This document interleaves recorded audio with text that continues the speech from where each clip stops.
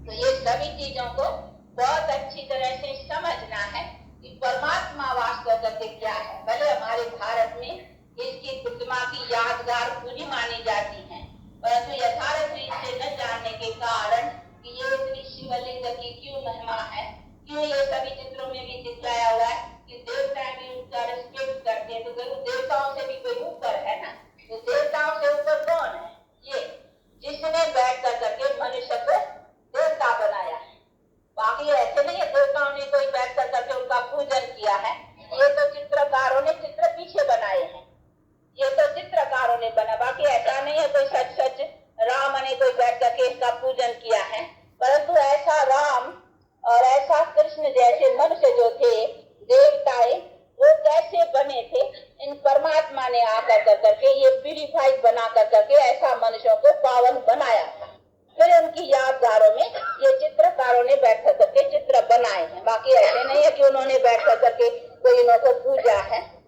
तो ये सभी चीजों को अच्छी तरह से समझने का है कि परमात्मा क्या और हम आत्माएं क्या, और हम आत्माएं कैसे नीचे आती हैं, अर्थात तमोप्रधान बनती हैं, और फिर हम आत्मा को ही सतोप्रधान बनने का है। बाकी उसी परम आत्मा को, सुप्रीम सोल को न ये तमोप्रधान बनता है, न इनको सतोप्रधान बनने की कोई बात है। ये एक ही सोल है जो जन्म मरण रहित होने के कारण इनको नीचे ऊंचे होने की कोई बात ही नहीं। इसीलिए इसकी महिमा है कि ऊंचे से ऊंचा भगवान, यानी हमारे को भी ऊंचे में ऊंचा आकर के बनाती है मनुष्य को, जिसके ऊपर कोई मनुष्य है ही नहीं। देखो ऊंचे में ऊंचे मनुष्य कौन से है? देवता है। तो ऐसा सबसे ऊंचा मनुष्य बनाना ये किसने बनाया? इसने, परमात्मा। तो मनुष्य को भी ऊंचे में ऊंच बनाने वाला ये सबसे ऊंच हो गया है। इसीलिए इसकी महिमा कि ऊंचे से ऊंचा भगवान, तो भगवान ही मनुष्य को ऊंचा बनेगा, मनुष्य को ऊंचा नहीं बना सकती।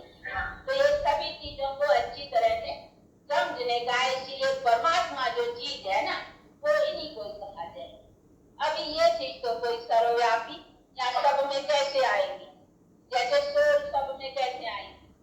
सोल आएगी तो फिर हर एक अपना अपना आत्मा अपना अपना कर्म के हिसाब से एक शरीर छोड़ेगी, दूसरा लेगी।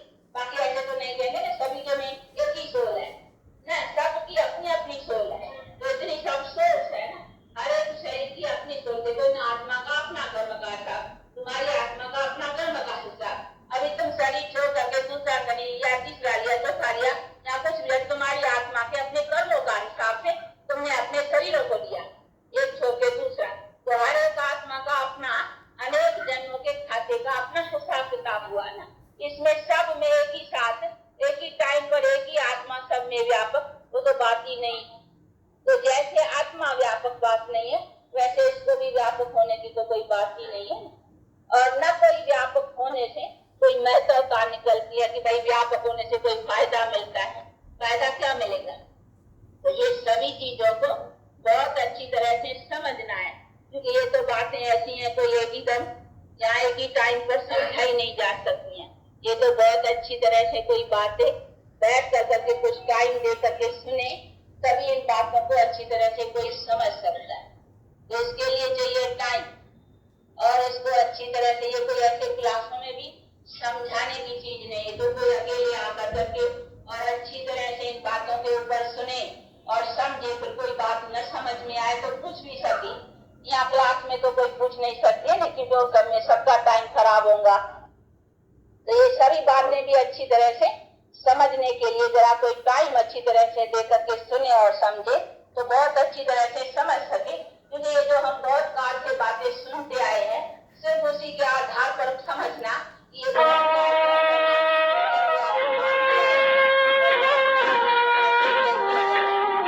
काल से सुनते आए, ये मनुष्यों के द्वारा सुनते आए हैं। ये हमारे वेद शास्त्र ग्रंथ आदि भी जो है वही तो मनुष्यों ने लिखा है।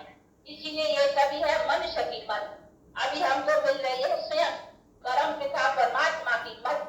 वो क्या समझाता है अपने लिए, तो उनके बात को भी समझना चाहिए ना, क्योंकि यथार्थ अपना नॉलेज यही देगा।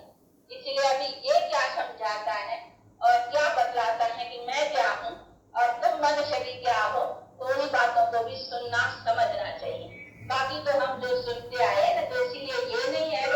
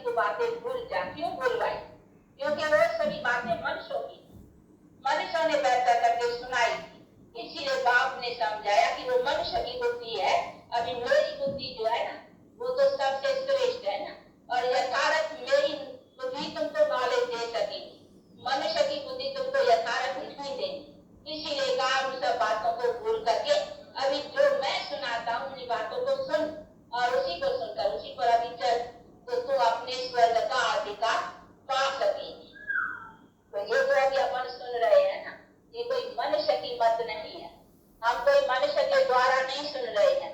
ये भी कोई भूल न करे, हमको कोई दादा नहीं सुनाते हैं, क्योंकि बहुतों ने सुना है दादा का नाम, इसलिए बतलाया जाता है कि हमको कोई नॉलेज देने वाला दादा नहीं है, दादा को भी नॉलेज देने वाला ये। तो इसने बैठ कर करके नॉलेज दिया है, अपना परिचय, और हम सारे मनुष्य सृष्टि के चक्कर का ये नॉलेज, ये स्वयं उसी परम पिता परमात्मा ने बैठ करके समझाया, जो दादा भी समझ रहे हैं और हम भी सब समझ रहे हैं, और उन्हीं के द्वारा इसी सभी बातों को जान कर करके और दूसरों को भी सुनाया जा रहा था। तो ये नॉलेज कोई अपनी मन मत या अपनी कोई कल्पना नहीं है, ये उनकी यथार्थ जो जानी जाननहार और जिसको नॉलेज फुल कहा जाता है, वो बैठ कर करके समझा रहा है। अब इसको भी समझाने के लिए ऑर्गन्स तो चाहिए, इसीलिए वो आकर करके टेम्पररी मुख्य का आधार लेकर करके और सुनाते हैं, बाकी सुनाने वाला ये। तो ये सभी चीजों को भी अच्छी तरह से समझना है कि यथार्थ नॉलेज क्या है और परमात्मा क्या है। इस चीज को सर्वव्यापी कहना ये बड़ी भारी भूल हो जाती है, और न ऐसी चीज है जो सर्वव्यापी हो सके, न इनकी जो क्वालिफिकेशन है इसके व्यापकता होने से, तो सभी मनुष्यों में वो क्वालिफिकेशन भी व्यापकता में आनी चाहिए, पर तो कहाँ है, ये तो मनुष्य और ही डिस्क्वालीफाइड बनते जा रहे हैं। अगर ये सब में व्यापक है तो देश की व्यापकता का महत्व क्या हुआ। तो ये सभी चीजों को जब मनुष्य भी कोई प्रेजेंट रहता है जिस स्थान पर, तो उनको भी खींचा जाता है, भाई आपके हाजिरी में ये काम ऐसा नहीं होना चाहिए। तो हमारे इतने परम पूज्य परमात्मा अगर अभी हाजरा हजूर हो, तो उसके हाजिरी में क्यों हमारी दुनिया ऐसी गिरती आई है, फिर तो उनके होने से हमारी दुनिया ऊंची ऊंची चलनी चाहिए, पर तो ऐसे नहीं। तो ये सभी बातें समझनी थी। बात कहते मैं जब भी आता हूँ तो मैं आकर करके दुनिया को ऊंचा उठाता हूँ, मैं एक ही बार आता हूँ और एक ही टाइम आता हूँ, और वही टाइम आकर कर मैं दुनिया का डिस्ट्रक्शन और कंस्ट्रक्शन का काम करता हूँ। तो उसके कर्तव्य करने का तो बहुत महान महिमा है ना। ऐसे नहीं है कि उनका कर्तव्य कोई सदा ही चलता रहता है, कहीं ऐसे समझते हैं कि उनका काम तो सदा ही, ये सब जो कुछ चल रहा है ना, यही तो परमात्मा की सत्ता से चल रहा है। लेकिन एक ही बार आता हूँ और एक ही टाइम आता हूँ, और वही टाइम आकर कर मैं दुनिया का डिस्ट्रक्शन और कंस्ट्रक्शन का काम करता हूँ। तो उसके कर्तव्य करने का तो बहुत महान महिमा है। ऐसे नहीं है कि उनका कर्तव्य कोई सदा ही चलता रहता है, कहीं ऐसे समझते हैं कि उनका काम तो सदा ही, ये सब जो कुछ चल रहा है ना, यही तो परमात्मा की सत्ता से चल रहा है। लेकिन ये सत्ता तो है जिसमें हम दुख और अशांति, जहाँ हमारी दुनिया दुख अशांति में और इतनी अपने आप दुष्ट आचरण में चलती जा रही है, उसमें उनकी व्यापकता रखना, ये तो गया उनकी इंसल्टी करना है। तो ये सभी चीजों को समझना और यथार्थ अपने पिता को जब तक न जाने तब तक हमारा योग अथवा कनेक्शन उस बात से हो नहीं सकता, क्योंकि हम परमात्मा को देवता को भी नहीं कह सकते, राम कृष्ण आदि को भी परमात्मा नहीं कह सकते, उनको भी देवता कहेंगे। वो तो मनुष्य जो देवताएं थे, जो क्वालिफाइड मनुष्य थे वो थे, बाकी परमात्मा तो इनको कहेंगे ना। तो ये सभी चीजों को समझने का है, इसीलिए परमात्मा का ऑक्यूपेशन और देवताओं का ऑक्यूपेशन, ये सभी बातों को समझना चाहिए। ऐसे नहीं है सब मिल मिलाकर करके एक ही एक का, परमात्मा भी एक ही एक, देवता भी एक ही एक, मनुष्य भी एक ही एक, सब एक ही एक, मिनिस्टर भी एक ही एक, गवर्नर भी एक ही एक का, सब एक ही एक जैसा होता है। सबका ऑक्यूपेशन, सबकी पोजीशन, सबका कर्तव्य अपना अपना है। इसीलिए देवताओं का कर्तव्य अपना और परमात्मा का कर्तव्य अपना, और सभी का अपना अपना समझना ही चाहिए। सबको मिला करके एक करने से यही तो देखो, इसी कारण ही तो हम आज भूल के कारण ही तो दुखी हुए हैं। तो इन सभी बातों को अच्छी तरह से समझना है, और समझ कर करके यथार्थ से अगर उससे हम कनेक्शन जोड़ेंगे ना, तभी हमको उनका यथार्थ फल मिलेगा। तो ये सभी चीजें समझने की।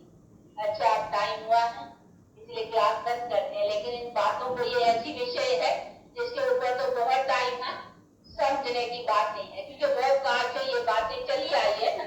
तो इतनी जो बातें चली आई है उसको अभी परमात्मा को राइट वे कैसे समझाते हैं, तो उन बातों को भी तो समझने का टाइम चाहिए। तो इसलिए कोई नए आए हुए हो तो उन्होंने लाए हैं, तो कुछ टाइम देकर करके सुनेंगे, आकर के समझेंगे, तो अच्छी तरह से समझ पा सकेंगे। एक्सरसाइज कर करके उससे रिलेशन जोड़ कर करके याद रखें। तो हम जानते हैं उससे हमारा क्या रिलेशन है। अभी प्रैक्टिकल में उसके साथ रिलेशन भी है कि हम उसकी संतान है प्रैक्टिकल, और उसका जो फरमान है कि होली जो भी अर्थात पवित्र रहो और फिर मेरे साथ मुझे याद भी करो। याद करने का क्यों फरमान है? क्योंकि हमारे पर जो पापों का बोझ है पहले का चढ़ा हुआ, उसको उतारने के लिए कहा भी है गीता में कि पापों को नष्ट करना मेरा योगी पापों को तलब कर सकेगा। तो मेरा योग उसको याद रखो, उनको भी याद कर सके। ऐसे नहीं कोई भी रूप से याद करे, जैसे भी करे नहीं। वो कहते यथार्थ में जो जैसा मुझे जान कर यथार्थ रीति से जो याद करते हैं वो मुझे यथार्थ पाते हैं, अथवा मेरे द्वारा यथार्थ जो काम होती है वो करता है। अच्छा,